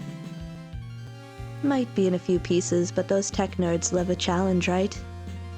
But the lieutenant didn't return with you, why not? Because she disappeared, that's why not. She sold out her friend and used them to cover her escape. Oh, shut up, Vanessa. God, you're annoying. The lieutenant and Quinn are probably off plotting against us right now. We're not here for speculation, Miss Lord. We're here for facts. You're confident they disappeared? They didn't disappear. Our records show that shortly after retrieving Lieutenant Commander Quinn, they were preparing to return to the Gundog when another enemy craft appeared. Gundog 1 was still busy with the original craft, and with the damaged Juno, the lieutenant was in no position to fight back. Then what happened? Where did they go? Well, I can't say for sure, but it was like they were dragged off somewhere. Dragged off. Just bonk her. Bonk. I would if game would let me. That's what it looked like, but I think it may have actually been a boson jump. Oh. A what? A boson jump, Commodore. You think of how our HFDD works, by warping the space around the ship to allow it to move significant distances. Then a boson jump does something similar but connects two unique points in space, letting a craft move directly from one point to another. All theoretical, of course, the energy requirement alone would... Chief, focus. All right. Thank you, Chief Engineer Cathays. But if you were able to detect indications of a space warp, even if it was non-standard, why did the Gundog not head out in pursuit? Well, see, that's when the power went out again. It was like what happened on the 23rd with the Gundog and the O'Brien. If we'd been any closer, the electromagnetic pulse would have overloaded our key systems and we'd have all been fried. Oh God. I'm so glad that didn't happen. So the ship was immobilized? What did you do then? Guess I was lucky. Holding onto that trashed machine must have shielded me or something.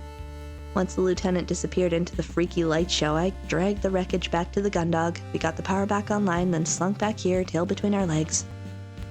Who ordered the return to Europa 01, Miss Lord? No, that was my idea. How were you able to regain command from Miss Lord? Chief Engineer Cathays took the opportunity to free me from my quarters whilst the ensigns were distracted. I helped her reactivate the engines, and then after that, I met with the crew and informed them that the original command structure was back in effect. After that, I had a polite discussion with Miss Lord where I informed her that I was resuming control of the ship. I hope you at least slapped her. I would have. I'm just very dissatisfied I couldn't slap Vanessa. I'm sorry. And she was receptive to this? Well, aside from her use of physical force. It's my headcanon. I don't care if it's true or not. It's what I'm choosing to believe. It was an abuse of power, plain and simple. Oh, don't even start, you. I wasn't given the opportunity to state my case. There was no hearing. I was immediately confined to quarters. Wow, that sounds familiar. Sucks to be on that side of things, doesn't it, Vanessa? As soon as this inquiry is over, I want to open a grievance against Mary's Bartermuse. Thank you, Miss Lord, but at the moment we just want to know if you're aware of what happened after you were confined. I'm sure you must all have the information you need on that from the ship's logs, Commodore. For the benefit of the inquiry, Miss Bartermuse. From that point on, the Gundog's journey back to Europa 1 was uneventful and everything occurred as expected. We returned to the colony, immediately notified command of the craft in our hangar. I submitted my report on the events that had taken place since our departure. And here we are. Thank you, Miss Bartermuse. I keep reading that wrong. The inquiry will be adjourning whilst we go over our findings. You'll be notified as soon as we have come to an agreement on our verdict. Guards, please escort Miss Bartermuse back to the holding cells. I think there were two Commodores there, and I thought they were the same person, so I didn't differentiate their voice. My bad. With the exception of some spurious accusations from Miss Lord, it seems that the crew are all giving relatively consistent testimonies. Makes her look bad. Screw you, Vanessa. What do you think, Admiral? Losing someone like Cassandra Quinn is a catastrophe. She was only a lieutenant commander, but she's worked on a multitude of different ships, bases, and installations. In terms of her institutional and process knowledge, if she was interrogated, there's no saying just how much the enemy would be able to learn from her. Then why did you send her to the gun dog? I feel like you would protect her better if that was... this all could have been avoided. I might have already done that. We've been getting reports of attacks on various frontier outposts with similar patterns to what happened on the Gundog. Oh no! Loss of power, sudden illness among the command structure, attackers appearing out of nowhere.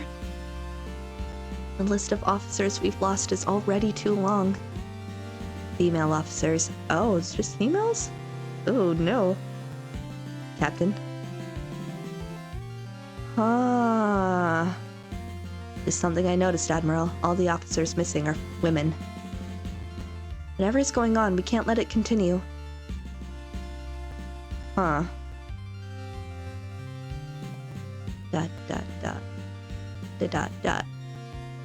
inquiry into the events aboard the JFS Gundog will now reconvene.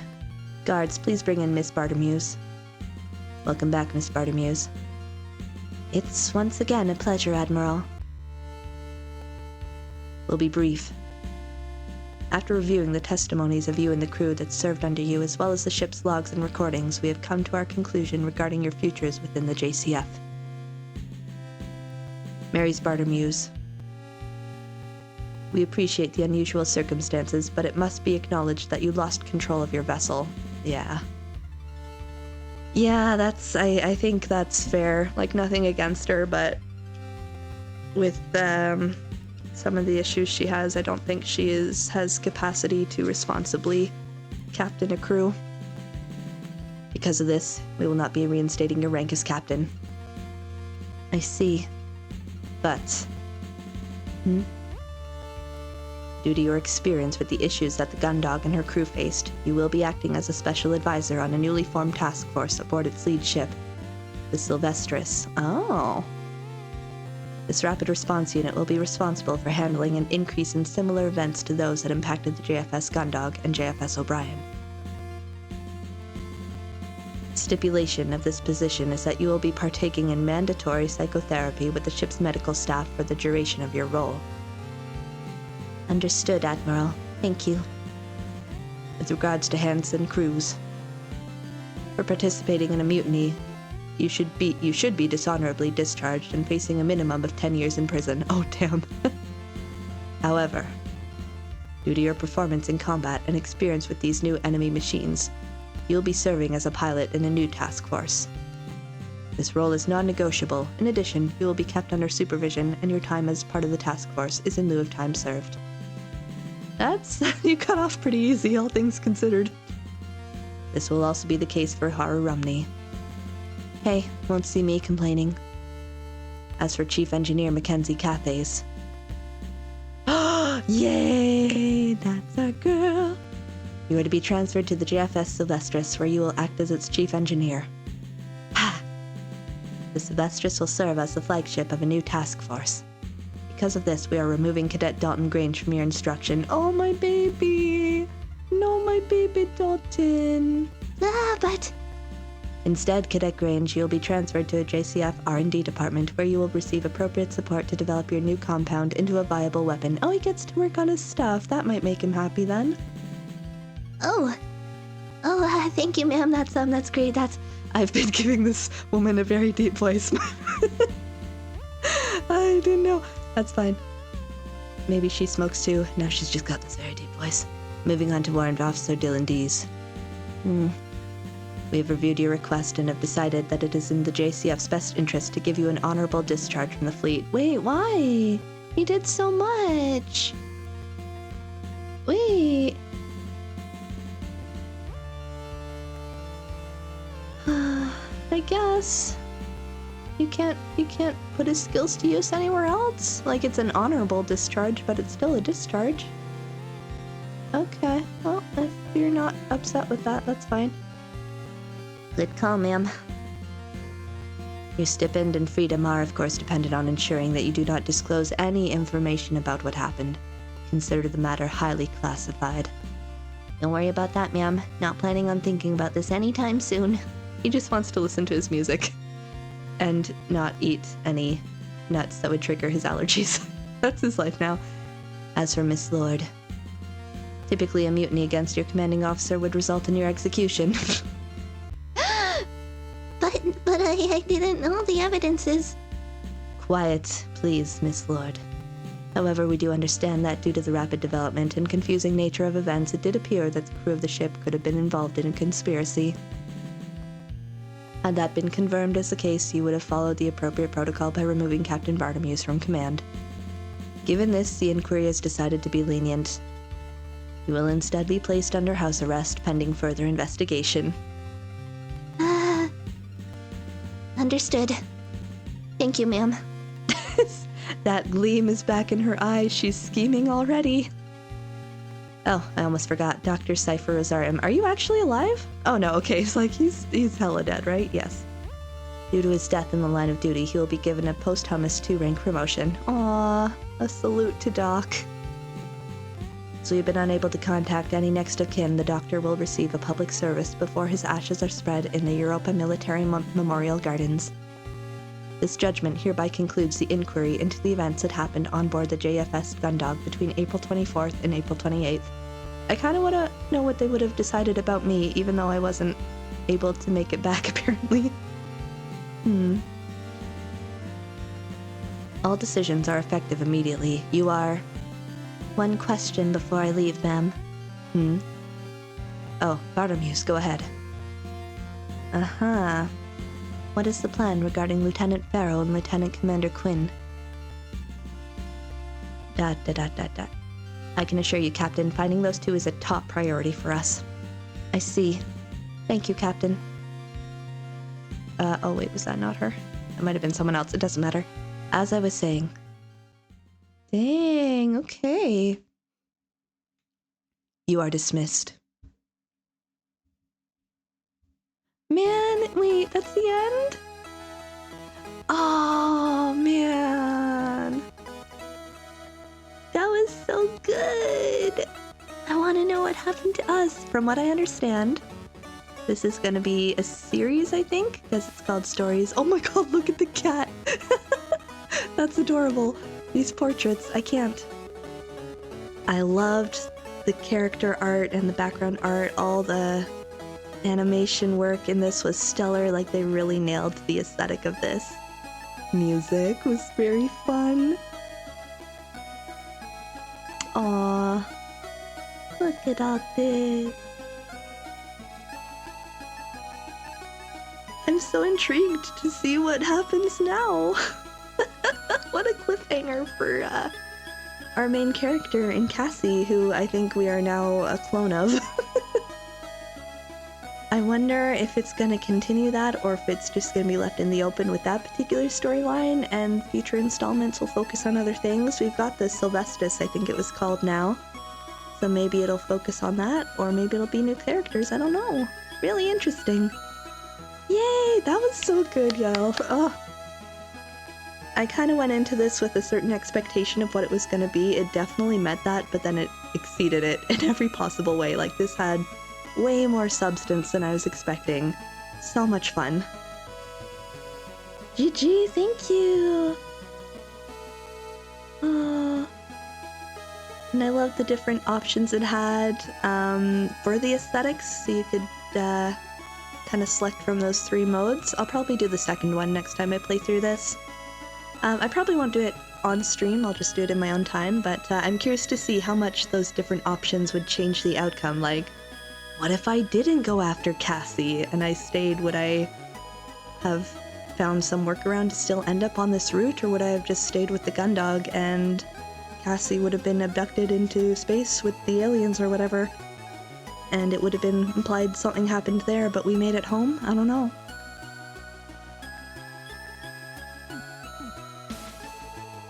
So good. Oh man. I'm trying to think. Okay, what was the deal with the Nutri-Shakes though? That was like my one burning question that I don't think got answered.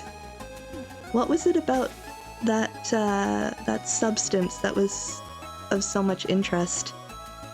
Because it got either taken or consumed on the O'Brien, and same with the JFS Gundog. And it never really got explained, I don't think. I'm trying to remember if there was anything that came up. We know that Cassie was on it for a while, but then she switched back to eating whatever she wanted, I think.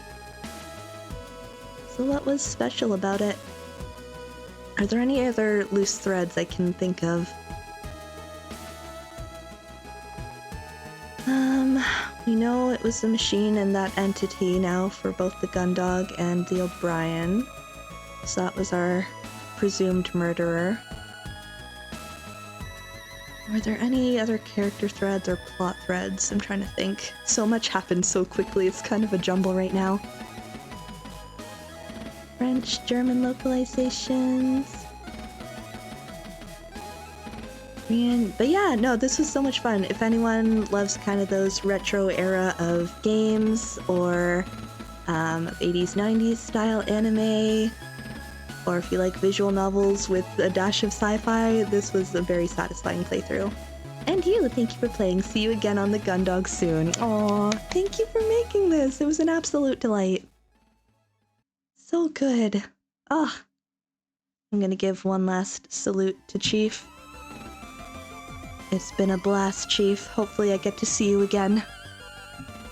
There we go, folks. That is our conclusion of Stories from Seoul, the Gundog. It was so fun. And I got about 2 hours out of it. I wasn't sure how long this last stream would take, so I'm glad I waited yesterday and held off for the finale. Alright, well that's gonna be it for me for today. I'm probably going to... That was me this entire time in space while things were trying to kill me, to be honest. I might take this weekend off from stream. I've got a bit of work to wrap up and just some stuff to get ready for at the start of the week. But next on the roster is FF5, which I have never played. I've been wanting to play it for like literal decades now. It's the only Final Fantasy in 4 through 10 that I have not gotten to yet, so it's long overdue. I've got the Pixel Remaster, so I should be able to get through it decently quick, and as of tomorrow, y'all, I'm in my official last month of research leave, so I'm gonna try and squeeze in as much as I can. But then it will be back to work in April, so things will be changing, but I want to take advantage of the time that we have, so we're gonna do FF5, maybe try and get in another indie or two, maybe do some art actually. So I have some art ideas I want to get around to. And then first week of April will be my 4th year affiliate anniversary, so I've got some planning on the go for that, so I'll have more details about specifics in a few weeks. But yeah, this has been so fun. Alright, let me find somebody to raid. Who all is on?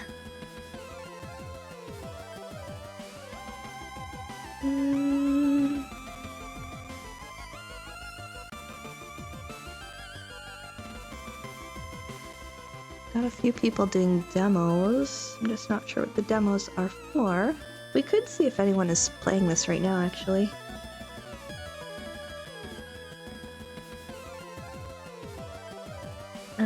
A French stream. I don't trust my French to be up to par, unfortunately. I could say hello, and that's probably about it. But yeah, I do definitely recommend folks give this a try. It's not super expensive, clearly a lot of love and work went into this, and it was great. I thoroughly enjoyed my time with it, and I will be spending more time with it off stream, so. It is out there on multiple platforms if folks want to try and experience it yourselves. I think,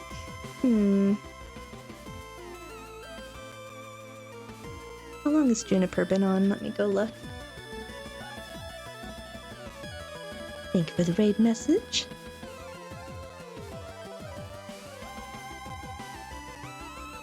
Oh, this looks cute. I want to go find out what this is. Okay, we're gonna say hi to Juniper.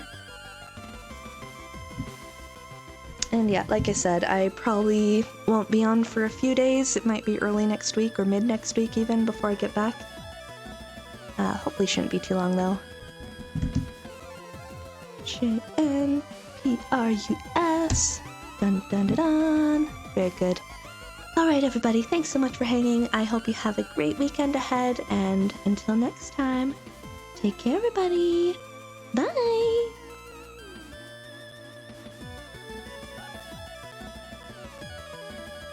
Chaos, chaos!